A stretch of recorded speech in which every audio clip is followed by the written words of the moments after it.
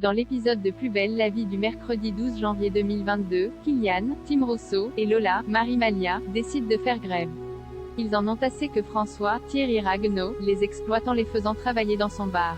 François leur explique qu'il travaille pour sauver le bar, mais les adolescents lui demandent de respecter la convention collective de la restauration. Perspicace, François comprend que Thomas, Laurent Kérusoré, est à l'origine de cette grève. Il décide d'aller voir Fanny, Prudence Leroy, et lui fait remarquer qu'elle fait beaucoup d'heures supplémentaires et que Thomas devrait lui payer une majoration après la 44e heure hebdomadaire. Plus tard, les frères Marcy se disputent. Thomas reproche à François d'exploiter Kylian et Lola et François accuse son frère de manipuler les deux adolescents en les encourageant à faire grève. Il pense que Thomas ne digère pas que Roland, Michel Corde, lui ait légué le bar. Après le lycée, plusieurs lycéens, dont Betty, Auria Benabet, s'installent au bar du Mistral. Ils demandent à être servis par Kylian et Lola, mais François leur explique que les deux adolescents sont absents. Déçus, les lycéens décident de partir. Un peu plus tard, Roland fait remarquer à François que le chiffre d'affaires du bar a bien augmenté depuis l'arrivée de Kylian et Lola. Il lui conseille de ne pas négliger les clients jeunes s'il veut sauver son bar. Mousse devient CPE, Luna accepte de collaborer avec Bauer. Au lycée, Mousse, Abdel Soufi, s'installe dans son nouveau bureau de CPE.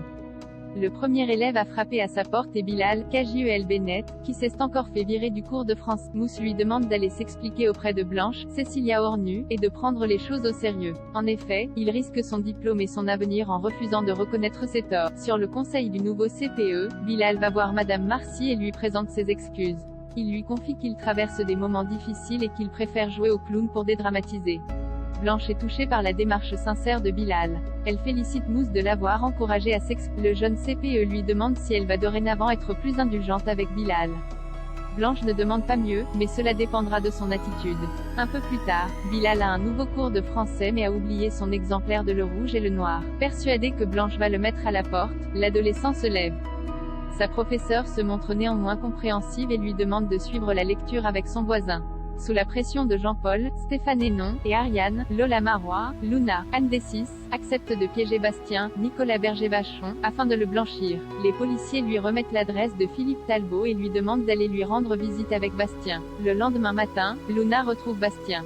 Sans lui dire qu'elle est écoutée par Jean-Paul, elle prétend avoir demandé de l'aide à Laetitia, Caroline Rioux, et avoir retrouvé Philippe Talbot.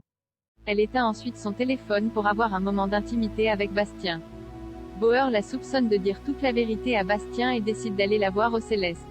Agacée, Luna lui explique qu'elle a coupé son téléphone pour que la police n'entende pas ses ébats avec Bastien. Plus tard, Bastien refuse de laisser Luna l'accompagner voir Talbot. En effet, celui-ci est imprévisible et dangereux. Luna lui fait comprendre que sa présence n'est pas négociable. En reconnaissant Bastien, Philippe Talbot se montre très sympathique et accueillant. Son petit jeu est loin de convaincre Bastien, qui le menace avec un couteau en lui demandant ce qu'il a fait à Elodie, Stéphanie Pasterkamp. Loading widget.